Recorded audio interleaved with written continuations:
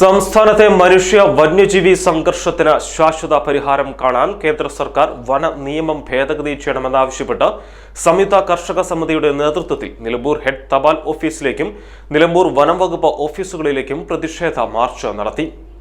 നിലമ്പൂർ കുഞ്ഞാലി മന്ദിരത്തിൽ നിന്നും ആരംഭിച്ച പ്രതിഷേധ മാർച്ചിൽ നൂറുകണക്കിന് കർഷകർ അണിനിരന്നു.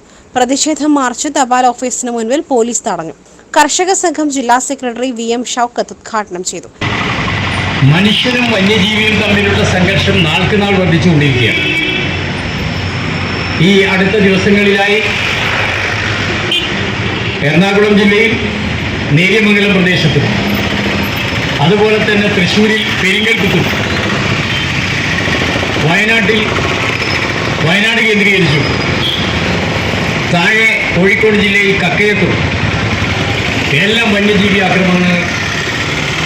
അത് കാരണം നിരവധി ജീവനുകളാണ് ഇപ്പോൾ പൊലിഞ്ഞു പോയത്. യഥാർത്ഥ പ്രശ്നം എന്താ?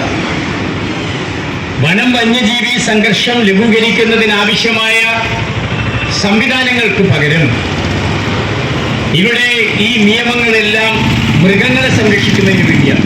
അതാണ് ഇതിലെ ഏറ്റവും പ്രധാനപ്പെട്ട വിഷയം. മനുഷ്യന് യാതൊരു വിലയില്ല. മൃഗങ്ങളെ സംരക്ഷിക്കുന്നതിന് വേണ്ടിയാണ് വന്യജീവി പരിസ്ഥിതി മന്ത്രാലയം അതിന്റെ നിയമം ഉണ്ടാക്കിയിട്ട്. ഈ മാർച്ചിൽ നമ്മൾ ഉന്നയിക്കുന്ന ഏറ്റവും പ്രധാനപ്പെട്ട വിഷയം, കേന്ദ്ര ഗവൺമെന്റ് ഈ വനം വന്യജീവി നിയമത്തിൽ കാതലായ മാറ്റം വരുത്തി രാജ്യത്തെ ജനങ്ങളെ സംരക്ഷിക്കാൻ കൂടി നിലപാട് സ്വീകരിക്കുന്നത്. AT റെജി അധ്യക്ഷനായി. PK Mubasheer, M Sukumaran, Manuel Manimala, VK Ananthakrishnan, VP Sajeevan, VK Shanavas എന്നിവർ സംസാരിച്ചു. SS Gold, Pure Gold. SS Group, Nilambur.